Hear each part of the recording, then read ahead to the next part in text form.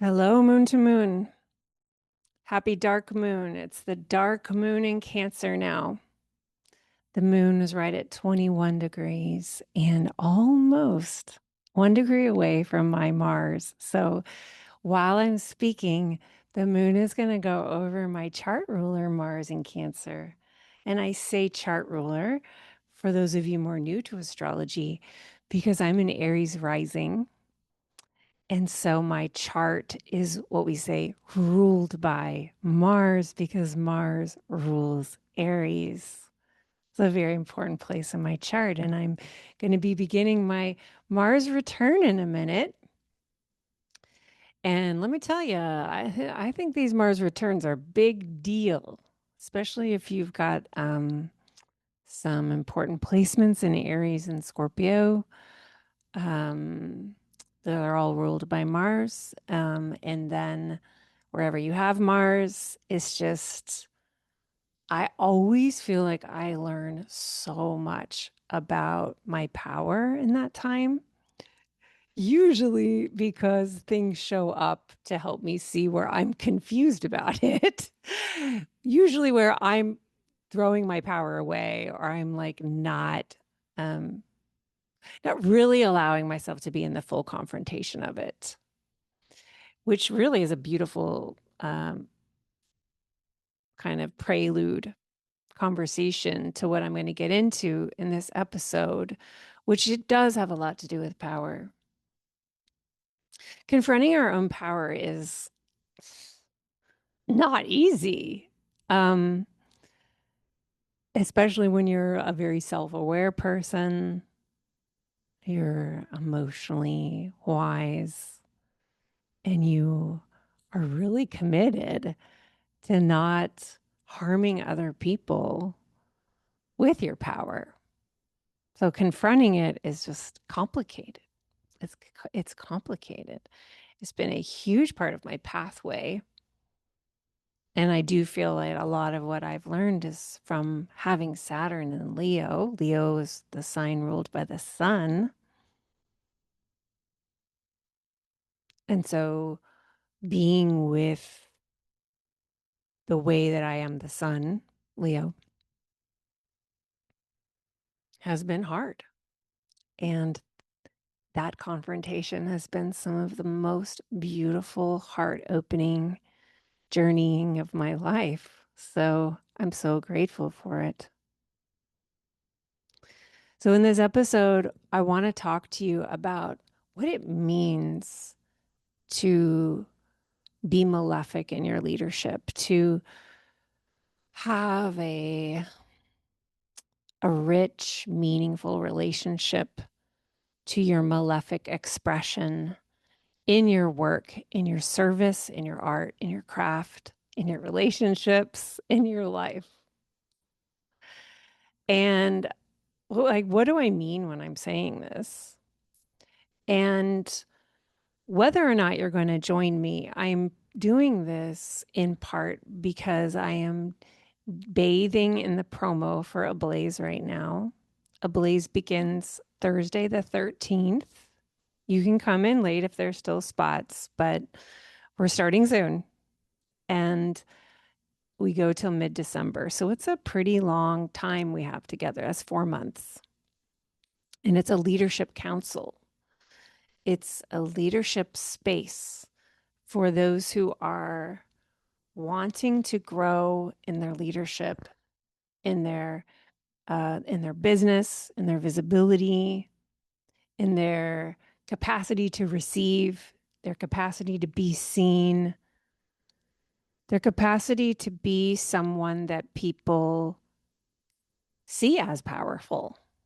I mean, that's a trip to experience. I've been experiencing this, learning a lot as I go around like what kind of person am I when other people see me as powerful? It's hard to know who you'll be until you get there, right? But you build things along the way within yourself to anchor into who you are with whatever happens. So that's what I'm really, really interested is helping you to confront and validate the desire for your leadership, the desire to share what you have to share. Validate that you know that this is coming from your heart. And you know that you're going to show up in a frequency that is longed for and necessary on this planet right now, given failure of leadership that's widespread. You're calling in the validation, the inner permission to be hungry for more and to see what happens. Like, give yourself experiences, reveal who you are to yourself in the journey of showing up to it. And holding to the fears that you might become somebody else or that you might harm somebody, even unintentionally, along your path. And, I teach on the multidimensionality of self. I teach on how we're on a many self journey.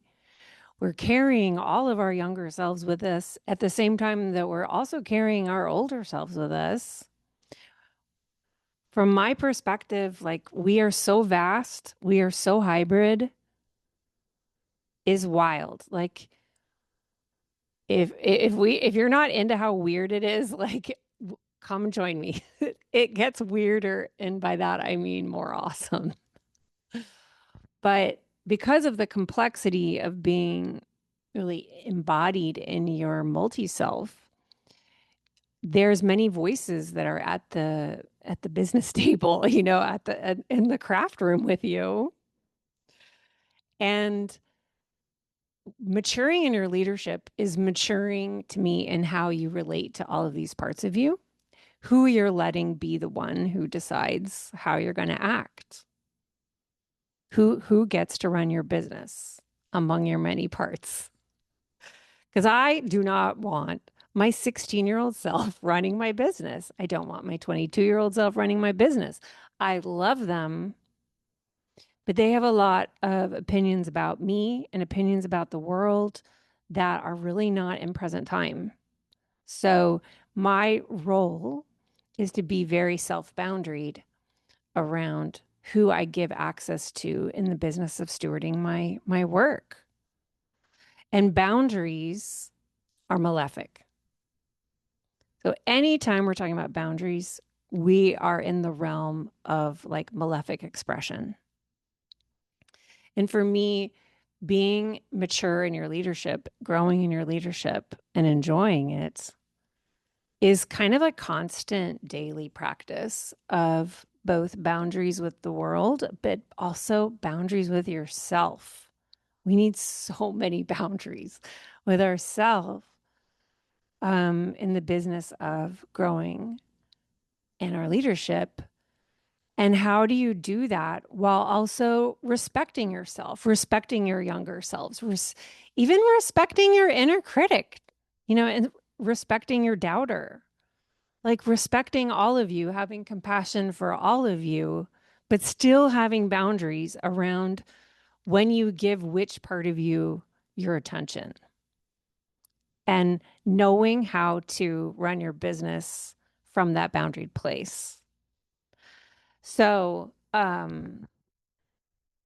yeah, what I want to do in our episode today is I would really like to spend some time with each of the malefic planets to honor them, to thank them, to speak their wisdom into this field, the moon to moon field, and share with you the ways that I really, really, really value my relationship to the malefics in my creativity, my stewardship, my relationships, just like the ways that I hold my business, because I'm just so grateful to them. If it wasn't for the malefic, my relationship to the malefics, I don't know where I'd be in my business right now. Like,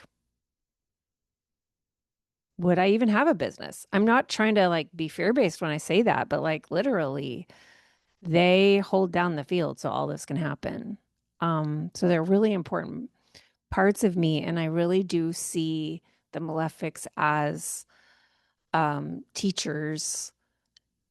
I have a relationship to them that is like extremely loving, and I don't feel um, harassed by the Malefics. I don't feel cursed by the Malefics. I don't feel that anything except like absolute awe at the Malefics. It's a great relationship. And I think that in our culture, we've been we've been witness to such horrifically bad modeling of malefic expression. And we've also been trained to be pretty terrified of poor, unskilled versions of malefic expression that have often like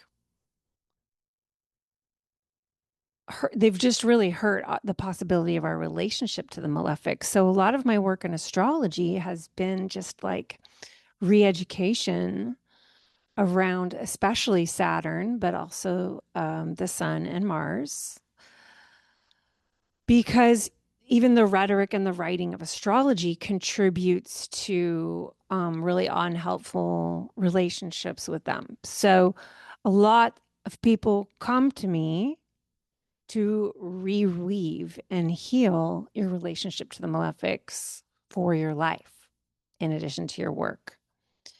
And for that, I am so grateful because a lot of my relationship to the malefics, I have like quote unquote worked for. Um, there are aspects that I'll speak to that for me I think are natural. So I've just kind of like been this way my whole life. But there's a lot of it that is like only come forward because I've repaired. It's only come forward because I've been healing. It's only come forward because I've been putting myself into massive transformation year after year, month after month, day after day for 8, 9 years now. I guess 9 years now. Yeah. Because I asked for a divorce at the Leo eclipse in 2017. So that was 9 years ago, and the nodes are back and they're in opposition to where they were when I changed my life with a no. And when that eclipse was directly on my Saturn, didn't know that at the time. Now, this eclipse that's going to be in 2 days will be 4 degrees, or 5 degrees actually, from my Saturn. Because I'm like, wait a minute, is my Saturn at 24 or 25? Um, 25, 2550 is what it's at. And this eclipse is going to be at 20. So pretty close. Um, so with that shift, I basically set myself into, I've gone totally 3-5 profile, human design. That's my human design profile. I've just pummeled myself into constant alchemy. And the more I do alchemy with myself, the more amazing life is. So I just like love it. And when you come into my spaces, you know this, if you sign up for them, you go through alchemy, because just my spaces are like set up to be alchemical, very openly and transparently, so that you can change from one way of being to another way of being in the way that will be the most empowering and delightful to you. So in Ablaze, it's a very small group. It's for people who are building their leadership. And there's a few spots left. I'm especially speaking to you, but I trust that everyone listening to this will be expanded by what I have to say. I keep pulling the Ace of Wands. I haven't shared this yet, but I had lost 2 decks on my travels this summer. I put all my small things in a little bag. And then on the flight to Paris, Edinburgh, I had to pull the bag out in order for the bag to make my suitcase to make the weight requirement on Ryanair. So my brain wasn't tracking this extra bag. And Matt had put it in the bin above. I was slept on the plane. I got there and completely forgot I had this bag up there. Matt handed me the bag I remembered, and then I got off the plane, and then everyone at the airport was like, "Oh, you were flying Ryanair? You're probably not going to ever see that bag again." They didn't turn it in. The bag is lost. In addition to many things that it had two tarot decks. So I had been telling Matt that the next deck I get is going to be Pagan Otherworlds. And then when we were in Edinburgh, I went to a metaphysical shop called Black Moon Botanica, I think. And they had Pagan Otherworlds. So I was like, well, I think I'm just going to go ahead and get that investment right now. So I have been really enjoying this deck. It is very like proud.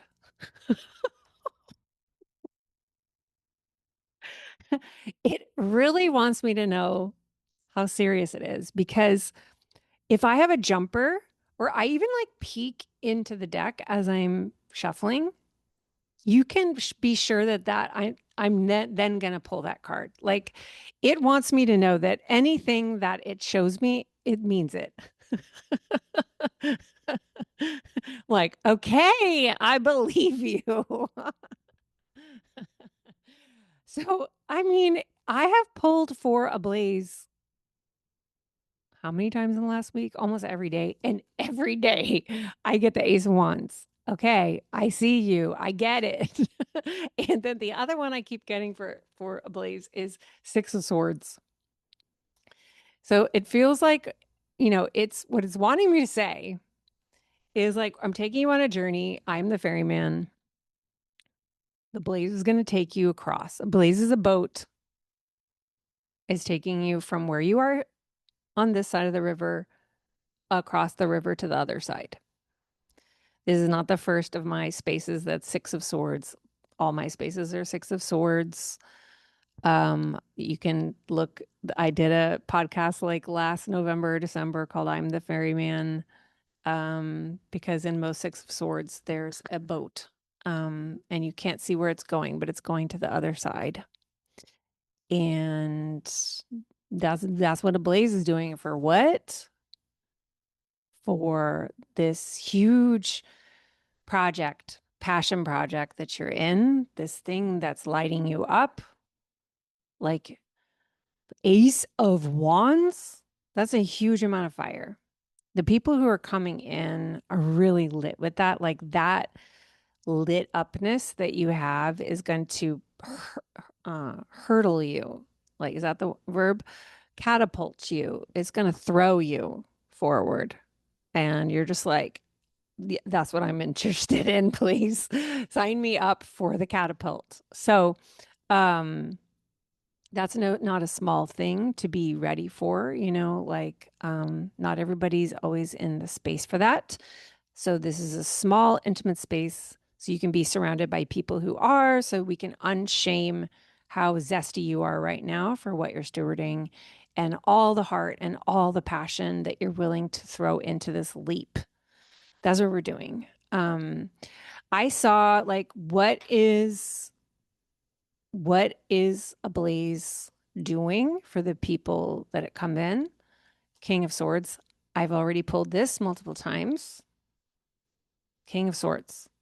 It's helping you to mature in your leadership, mature in your communication, mature in how you show up and speak it into the realms, right? Like swords is you get putting your voice into the space, letting people feel it, like really maturing king energy, getting into your king, being able to really articulate with the frequency that is not just in the words themselves, but is in the frequency, the words that's housing the words. That's what you're going for. More strength with that. This king here is in like bear skin. And then I said, and why am I the particular steward that's helping them with this? Queen of Swords. It's like, okay. Um, I had, this is the first time I pulled this queen. She's pretty fabulous. Um, so I take that to mean that you choose me as your mentor here because you see me embodying something that you want to cultivate in yourself. Not so you can be just like me, not so that your career path can look like mine, because that's not a thing that we're going for here. But there's a frequency that you're wanting to grow, and you want to feel, you trust that this field is going to help you grow it, because it is scary to grow your malefic expression at any stage in your business. I'm always growing here. Like, I'm not at a destination where I know everything. I'm always growing in my malefic expression, because I'm very curious to always be moving at the edge of like what I can take. What's the edge of what I can trust? What is the edge of like how I'm still fully me and I'm stretching myself? Do you feel that? That's how I run my business, because all of this helps me learn about myself. I'm being very honest about the personalness of that journey, because the more you make it personal, actually, the more it's helpful to other people, because it's like you're really invested in it yourself. So I really love being open about it that way. And then I keep pulling the hangman for you, because there's something about this is really going to turn you upside down. You know, it's a really different way of seeing the world, Ablaze, the way we set it up.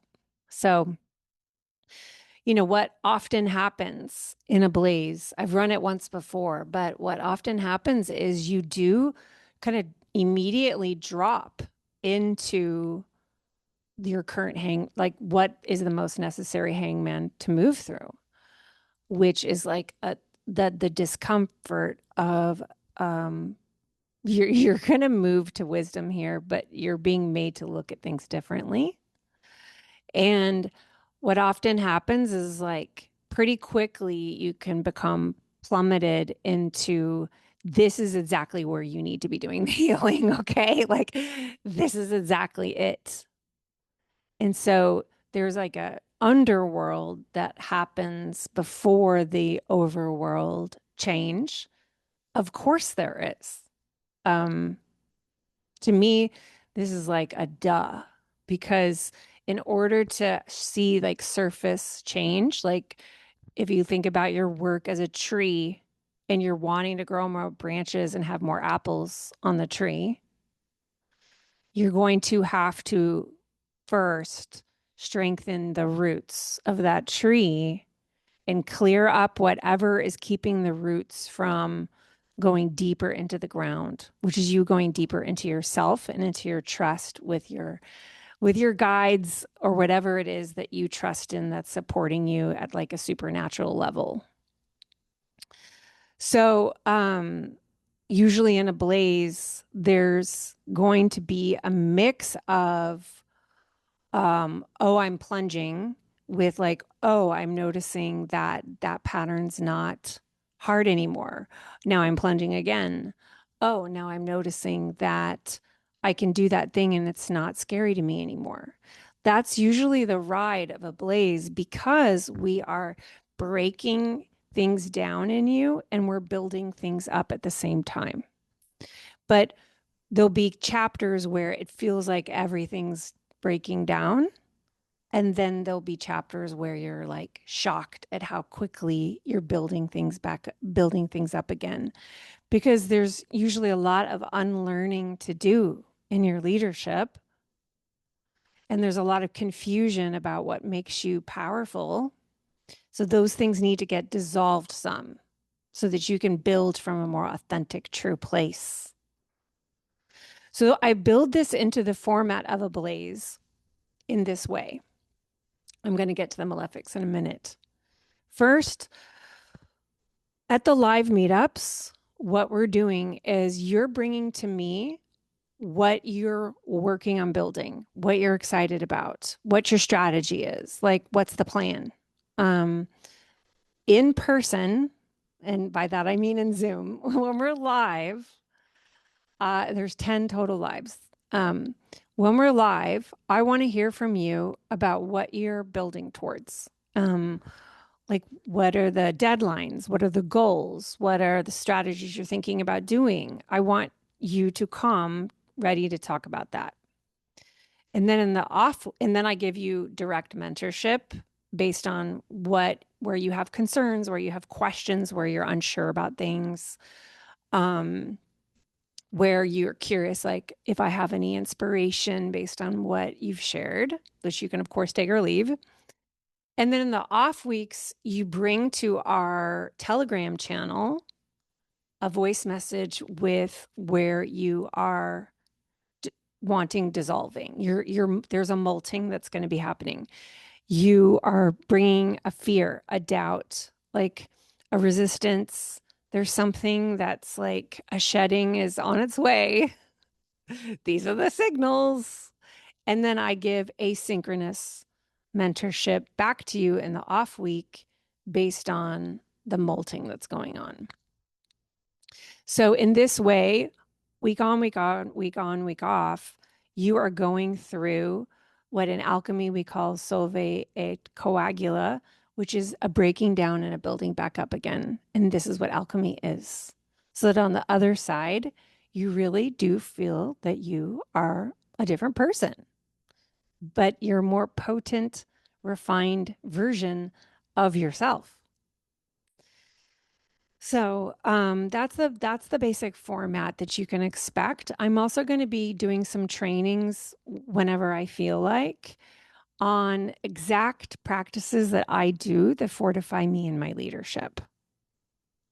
So, how does that sound? Do you think that that could be something really helpful to you? Is this something that you're up for? Today, I did a meditation with my guidance this morning, and I looked at um, Ablaze, and I saw that it was like this obsidian room. Like it was like black obsidian, very reflective surfaces. And it's like, whoa.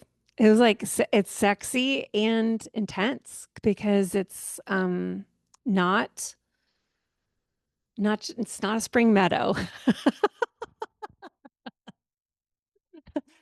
It's going to show you who you are in the reflective surfaces, and it's also like really inviting in containment, and um it has like some of the austerity of the Malefics, bringing that in.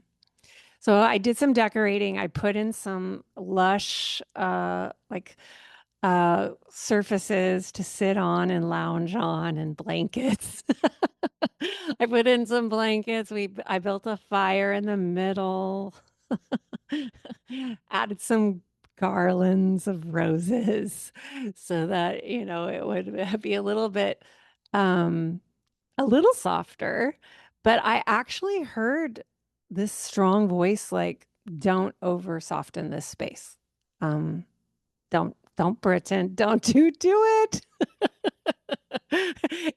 It wants to be pretty hardcore, It wants to be hard. It's intense. That's why you do it. And I'm an intense person, so that makes sense that it's coming from my field. But it's much more intense than anything else I do this way. So if you're like excited about that, I hope you'll come. All right. Let's move to the malefics. Let's move to the malefics. Yeah. All right. So I'm going to start with Mars. Um,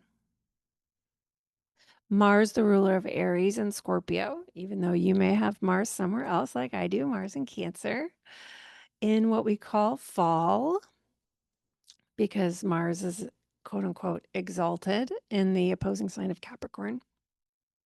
So Mars rules a fire sign and a water sign. And fire and water together are pretty exciting. They We often in esoteric studies see fire and water coming together to make pretty cool things. Um, and I find that the Mars part of us is extremely helpful for creativity, because it can be so clarifying. So, but Mars, we consider a malefic because one of the main things is it cuts and pokes and separates. And the malefics are all known for their separating function. And the benefics, Jupiter and Venus, are known for the way they bring us together. They unify. And we humans find that much more comfortable than the malefics, but they all love us and they're all helping us. And if you're a very benefic person, which I assume you are if you listen here, like you just really naturally just love the good feelings, like you love connecting and you love feeling into love and you love feeling into the oneness of all love, then playing with the malefics is super, super supportive to you. So you can make it more, all that good, sweet stuff, way more potent. So, one of my favorite things that Mars offers you as a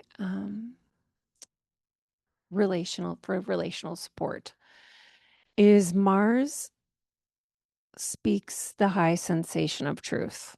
It's a very honest part of you. It likes to go right to the true thing. And this is its high sensation because speaking truth pierces the room. It pokes at the pretenses. It disturbs masks. It, it wants to take masks down. It wants to see what's underneath, what's the true thing going on underneath. And if you are a person who speaks into the world and you want to speak truth into the world, it's important to have a relationship to Mars because truth is always going to be pokey to somebody. Um, it's always going to be There's going to be somebody out there that doesn't like you saying what you're saying, who doesn't like you opening your big mouth, who doesn't like you stirring the pot with your truth speech. There are going to be people who are triggered that you can be so comfortable with your own truth, that you can be so comfortable with your own vulnerability. It's called brave when people speak the truth. Sometimes it's even called brutal. So these are all Mars words. And for my part, I was just kind of always one of those people that was like saying true things. And I did get a lot of messages across my adolescence and then for sure across my adult life of like people who scatter when I enter rooms because I'm saying all these true things. And like, I guess some people just don't like talking that way. It's not my business to understand other people. I only know what feels good to me. So I built a career around what would be good for me, which is to speak what I feel is to be true, to name the things that I feel to be true, to probe at them, to ding them into the field and make waves with it. And if people don't want to hear it, then they can move out of the way. Because of the high sensation nature of truth, there needs to be like a level of capacity to even take it, right? Like if I'm talking with someone and I can tell from what she's saying that her marriage is not in a good state. It's like this, hmm, I could poke at that, but what's this person's capacity level, you know?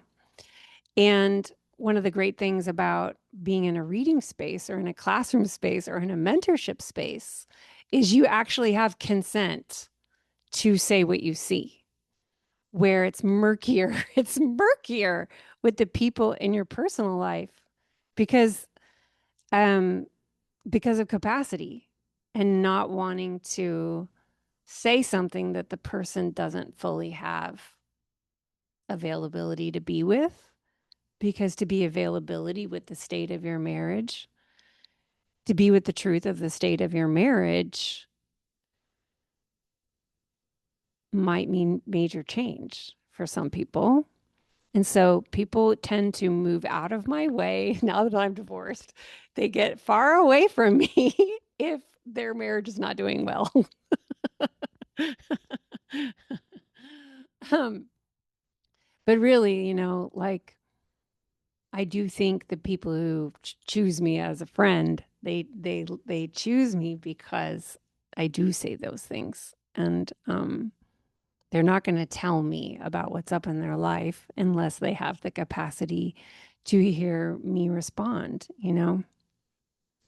So, yeah, I feel like that personal life stuff is kind of in a different category than being a steward of your business and allowing yourself to say and speak true things. So, like for me, speaking about shame is just me speaking about truth. And like that's just what I want to talk about. I don't want to talk about anything else. It's like this is what's keeping us from loving each other. So for me, my Mars like is in service to my benefics, which really just want to help everybody tap into love and to love themselves and to love each other. But I can see with my honest eyes that the thing between all of us is shame. So that's why I talk about it. And when you are a person who's in service to somebody else in, say, the healing and transformational modalities, you're being paid to identify and extract like a root cause of a problem. Like, where is it ailing you? Where is there something that we can pull up and look at and release, transmute? So, learning to cultivate an inner trust in the Mars parts of you that go probing in, and you see it. I see is X-ray vision. I see it, and I'm going to go speak right to it. I'm going to go right there. And that's going to help this person understand like where the poison is or where the problem is that they want to work on.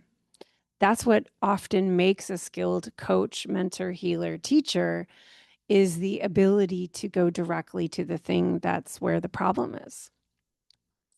So cultivating a relationship to Mars helps you to hold that level of directness and honesty with the person that you're with and the people that you're serving.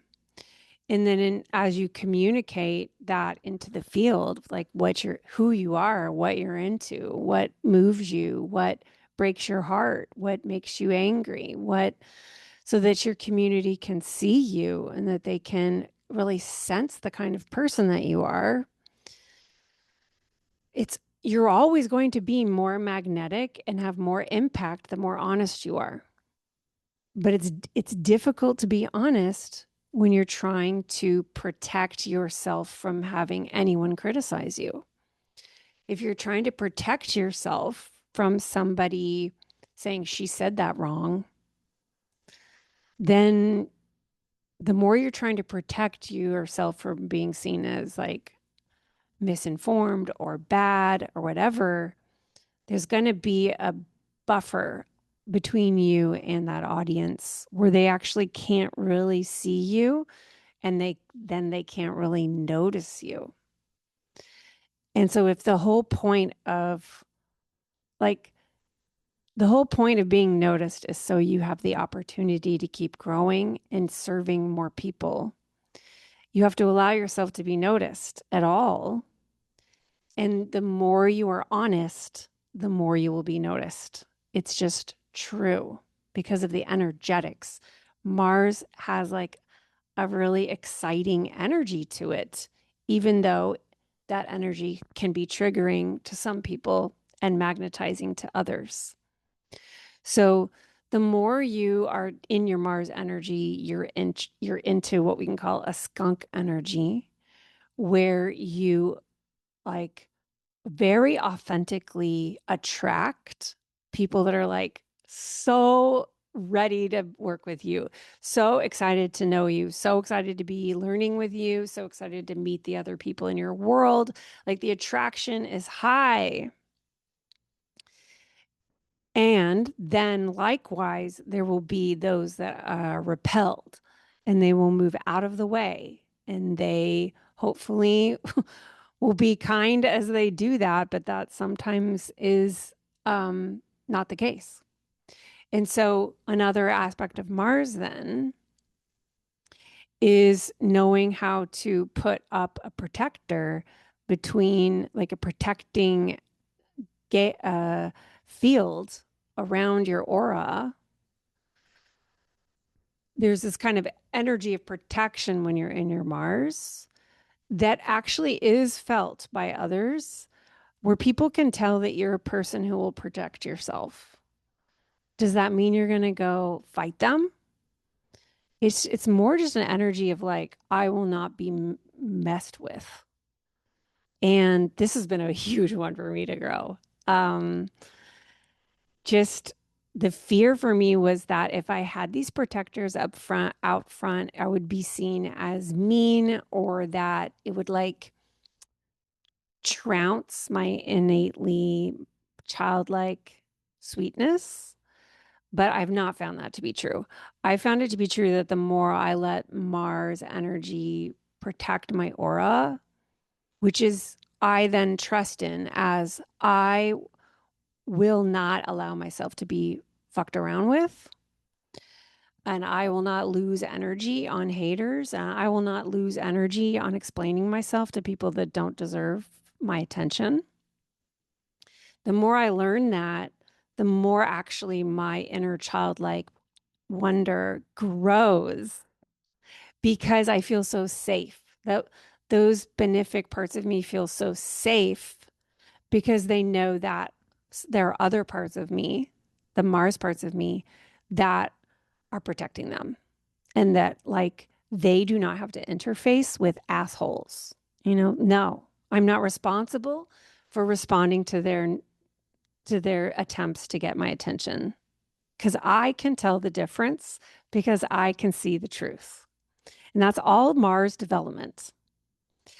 Another really big thing with Mars is then with that honesty, that self honesty. Like self honesty is just like a really great term for what I'm talking about. Self honesty.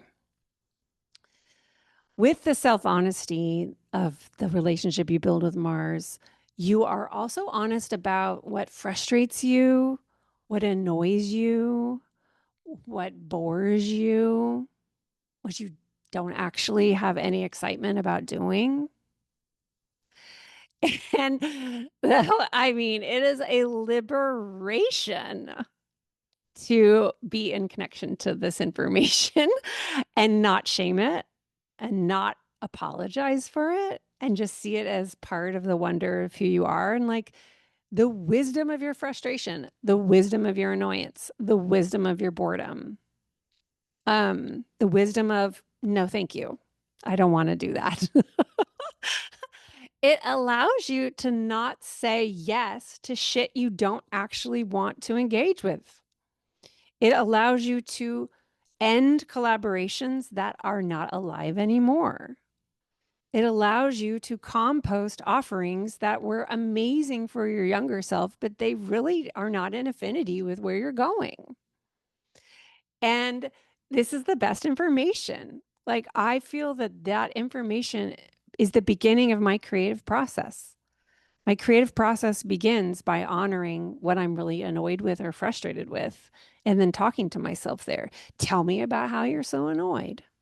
Hmm, that's interesting.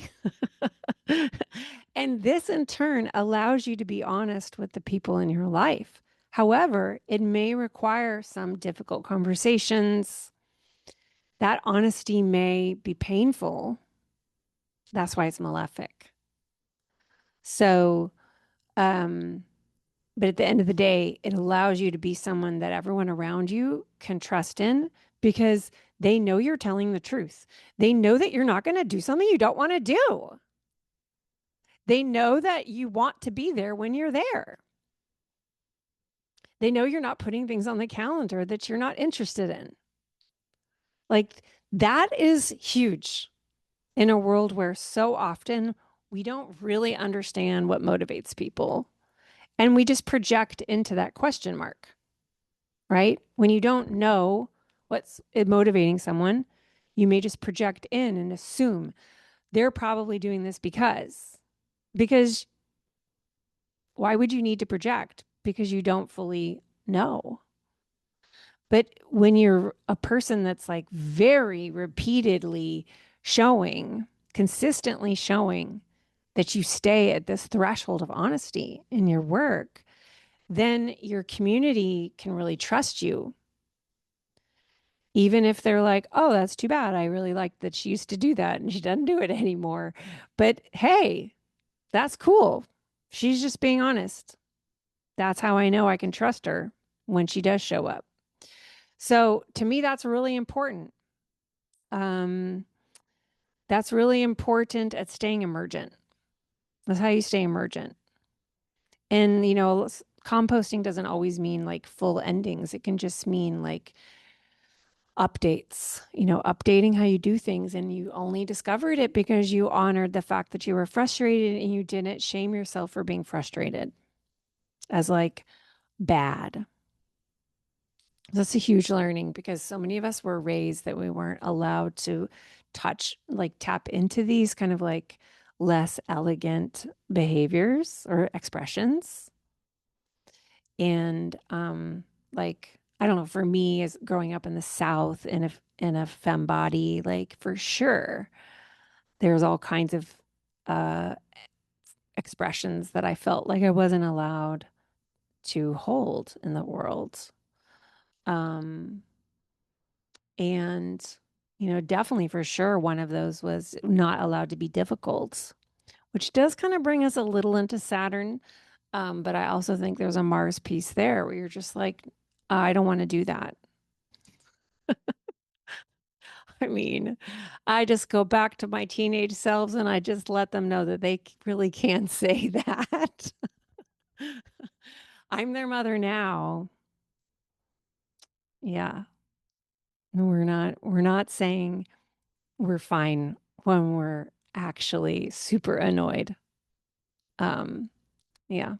So this is for everyone, everyone who's felt those moments where you had to lie about how you felt, in order to not be difficult.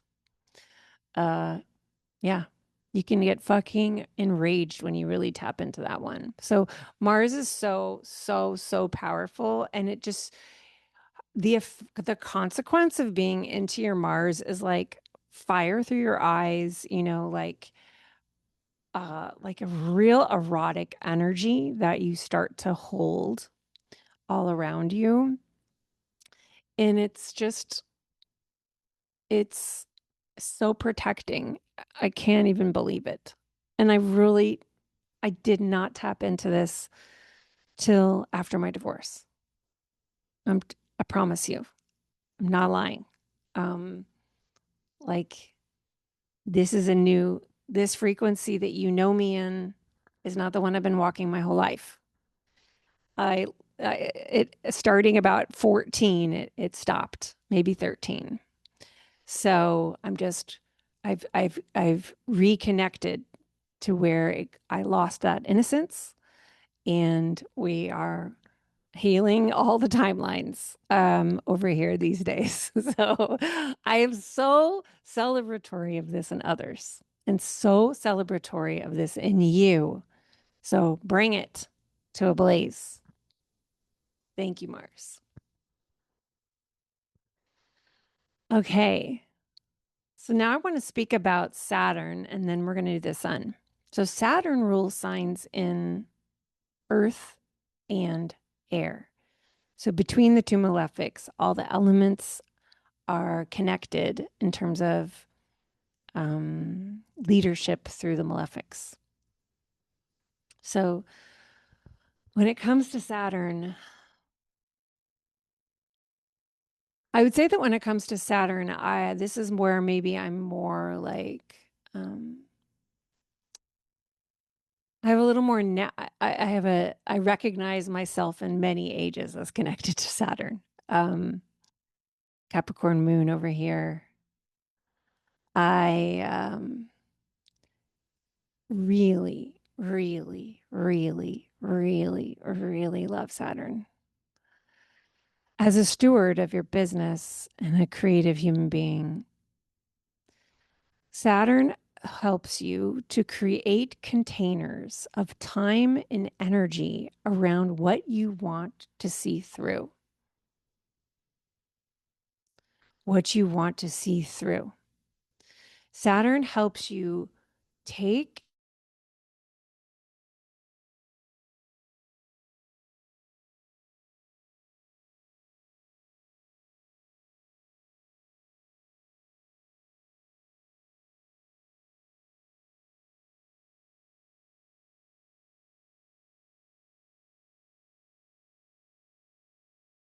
can interact with. It exists. Saturn makes things exist. Um, just checking on my Wi-Fi. I got a little signal that it was unstable. Hopefully we're good. Saturn creates the space for you to focus your attention, to focus your intention on what you want to see into being, and then see it through. Is so magical. I mean, this is what ritual is. This is what ritual is. This is craft. I dreamt a thing and then I created it. I have a vision and now the vision is alive in front of me. Super magical. The thing with Saturn is that we have such a disciplinary and policing relationship to the energy of Saturn because of its widespread misuse, it's been carried out with harm and lack of skill and lack of wisdom for centuries. And many of us have felt punished by the energy of pressure. Many of us have felt punished by the energy of pressure. It feels disciplinary and unloving. And so it can be very difficult when you're recovering from maybe burnout or from overworking, from grind. It can feel difficult to bring pressure back in a new way. And this is a place I really like to help people with because I fully feel that like desire not to go back to the way you used to harm yourself. I fully feel that desire to honor the parts of you that want to rest. I I do this with myself. And at the same time, we need Saturn in order to see these things through. Like we're not going to do it without Saturn. This is how we stay with what matters to us. This is how we have to have pressure. So it's about cultivating a different relationship to pressure. Pressure. When you serve what you love, you will have responsibilities. Responsibilities involve pressure. They put pressure on our time, they put pressure on our energy. And when you're the one that created these responsibilities and you created them from a place of love, for me, it's part of the whole love act to be in service to what I'm responsible to, which is to be in service with pressure. And like, what does it take to bring something down to the planet Earth? It's going to take like the gravity piece of bringing it down, and that's pressure.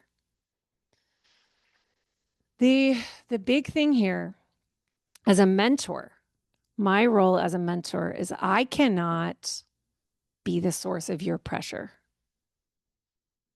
because in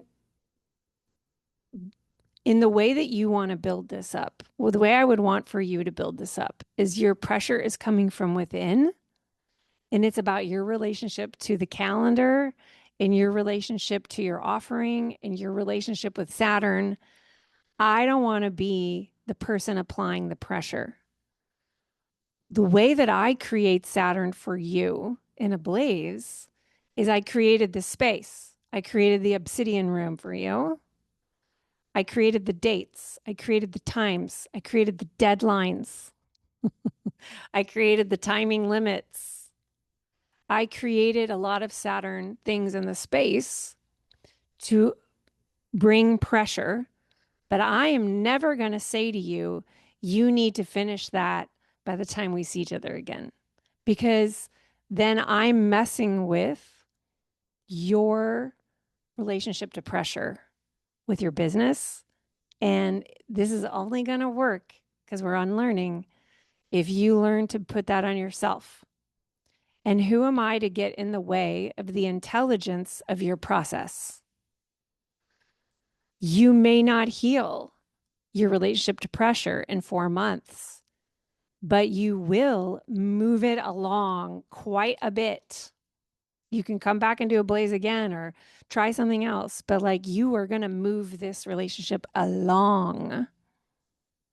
But you're the one that's doing it.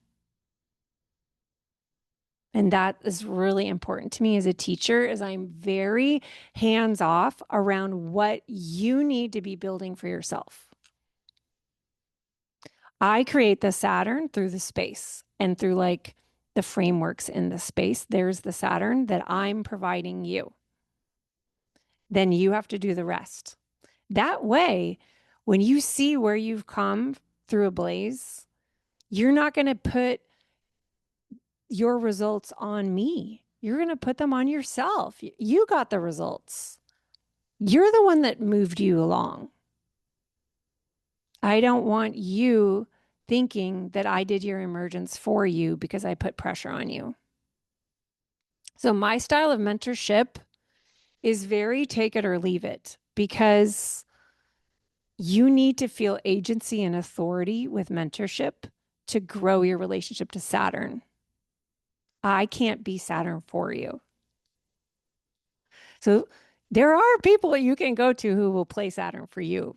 You've experienced it before. And that to me, that can only go so far for someone.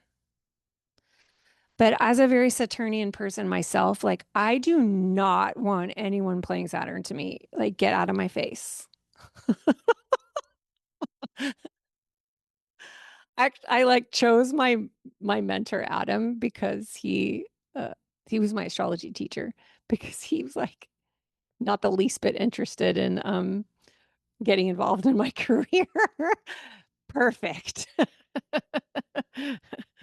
I like working with Aislinn because Aislinn like she's providing the space and then I use it from my own Saturn. And that's the kind of Saturn that I want to be to you.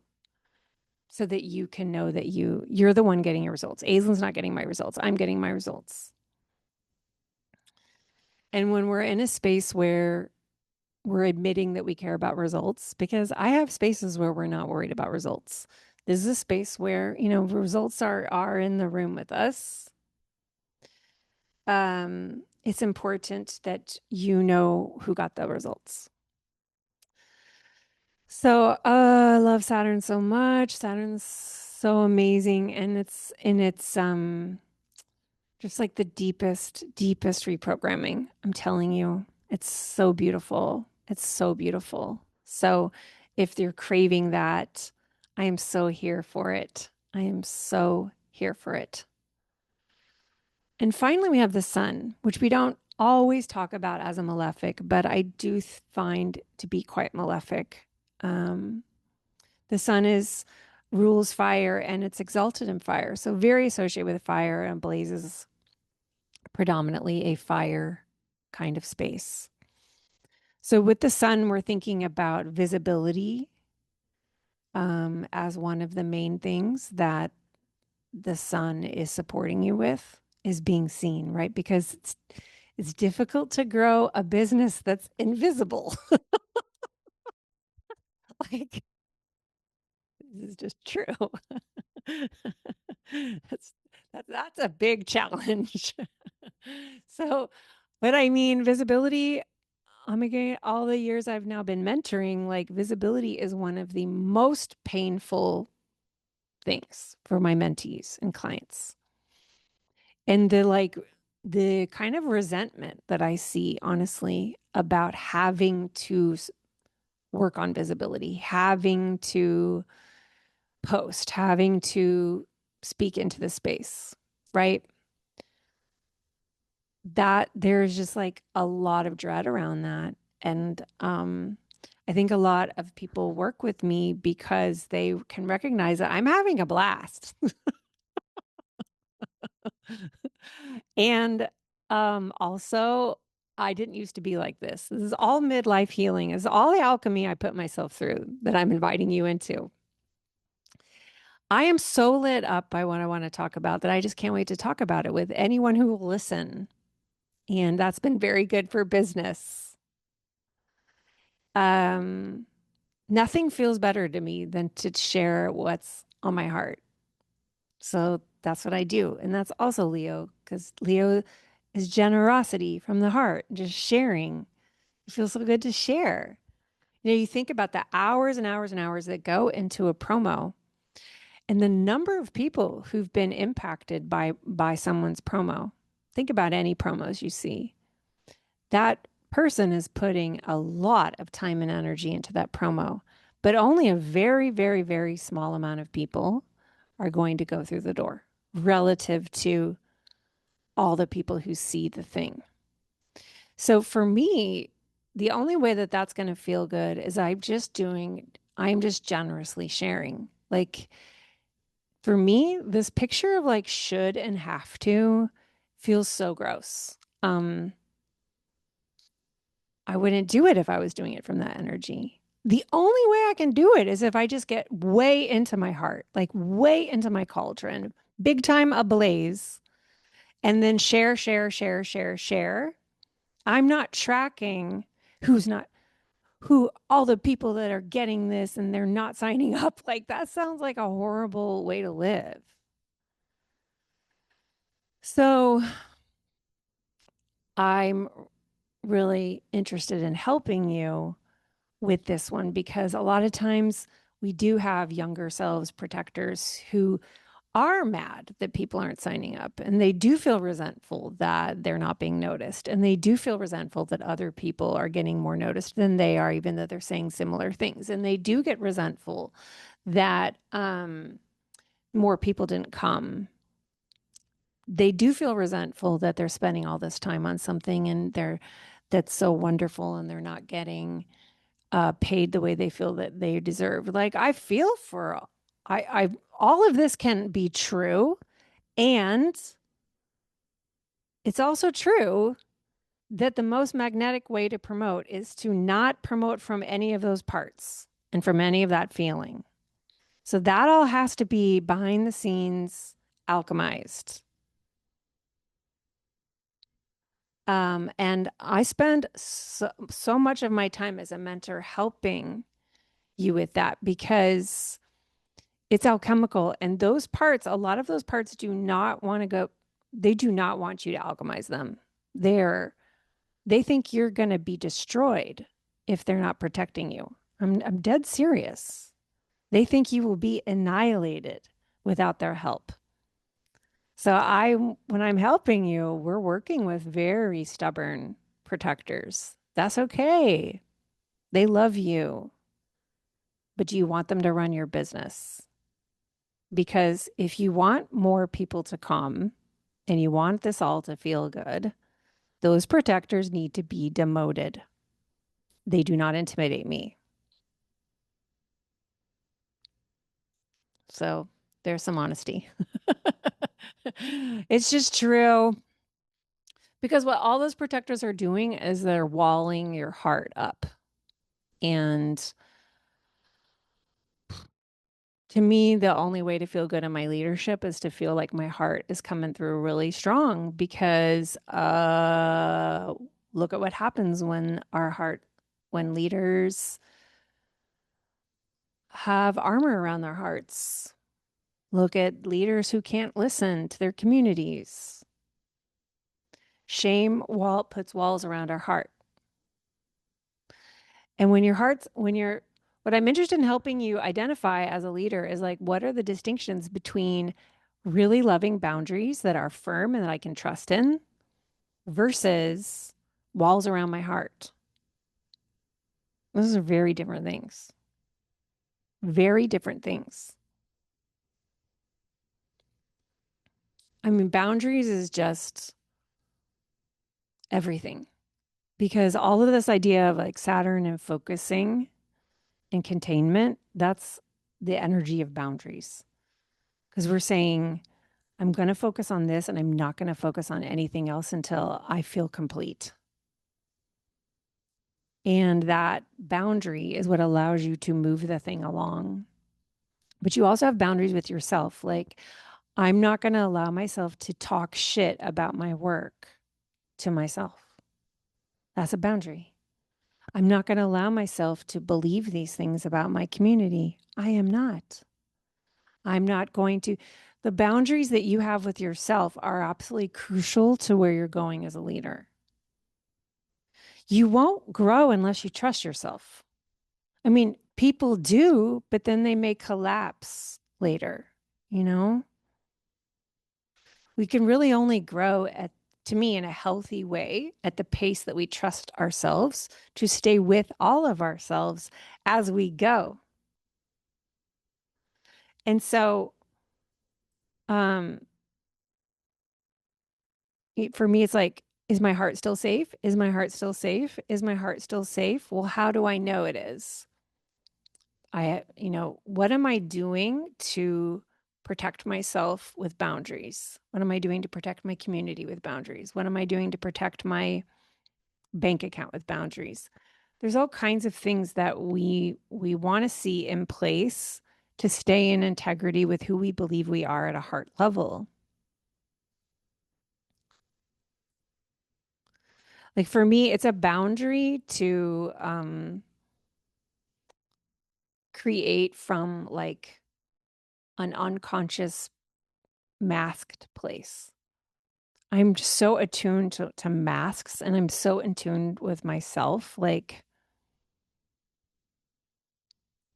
I don't want any of that in my space. I don't have to do this, you know?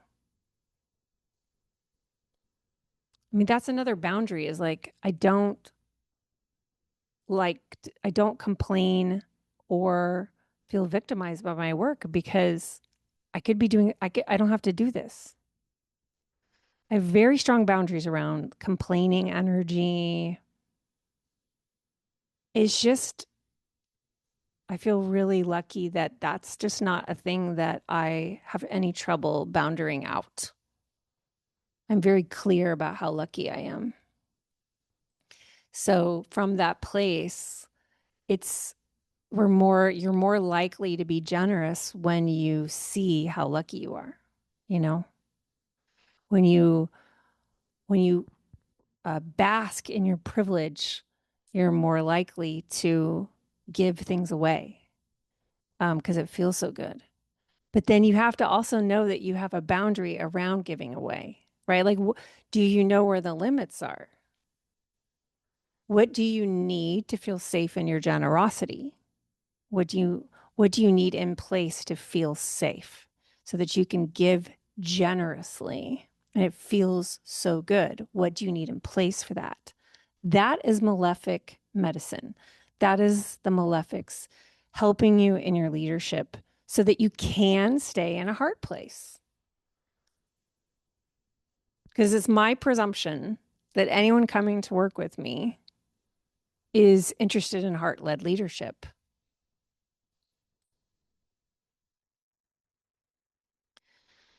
But we got to have these things in place. And everybody's going to be a little bit different in Ablaze, but ultimately we're all coming for the same frequency. And everybody's coming with kind of that same basic yearning. And we're unshaming that. And we're moving through this alchemy together week after week for 4 months. It's very exciting. It's a big investment. This is the same investment I did it for myself, this number in 2021, which absolutely catapulted me from astrology as my part-time job. It catapulted me to astrology as my full-time job. And you know what? I went to the initiation, a middle of the year meetup, and then I went to closure. I didn't even go to the mentorship group, which proved to me that the investment you make is not about the content of the teachings. It's not even about the mentorship of the space holder. It's about you believing in yourself so hard that you're just going to go. Because as soon as I paid that person, I felt myself just suddenly dead serious in a way that I hadn't fully believed I was going to be before. Now, that trust wouldn't work if I didn't trust her. And this is Sam Garcia, who does regenerative business. And I don't work with Sam anymore, but I'm still a big champion of Sam. And I believed in the way she held her business. I didn't know what the meetup dates were. I didn't know what was required of me. I didn't know anything about what we were going to do. I just knew she was doing a group mentorship container. And I just, in that moment, was like, I'm doing it. I did not, quote unquote, have the money, and I did it. And I got the money right back because that was like proper timing. Like I just was at a moment where I knew I'm fucking going. We're not, this is inevitable. This is inevitable. I am going. I'm getting on a rocket ship. I'm going to do this. My spousal support was ending, and it was just like, I'm going to do it. I'm going to be, this is how serious I'm going to take myself. So that money that I gave Sam Garcia was a gift to myself. Yes, it went in Sam Garcia's bank account, but I actually gave it to myself because I was saying, I believe in you. I can't wait to see what happens when we get on this rocket ship. Let's fucking go. I was a quote unquote bad student, but that wasn't the point. The point was skin in the game. I'm going to do it. I'm going to do this. And then I did. So I got my results from my leap of trust. And so that's what I want Ablaze to be for people is like a place where you can just like throw the weight of all of your self-trust and your commitment to self in. Now, I'd love it if you did come. I would love it if my mentorship really did like help you so critically week after week. But like I learned something so important about how mentorship investments go with that particular experience of Sam Garcia. So, who am I to judge how you use this space? Because for me, your leaping into it is a mysterious thing. And I'm here for however that ends up being for you. I remember a couple years ago in Underdog to Diva, my old group mentorship space, um, a woman came the final day who hadn't come since the first one, just like me in that same Garcia class. And she was like, I haven't been here, but I'm living in a completely different timeline now. And she like listed all the ways her life had completely changed from saying yes. And then it was like, well, great to see you. So, um, just like that, which isn't to say that I don't think that what we are doing in the space isn't going to be super helpful.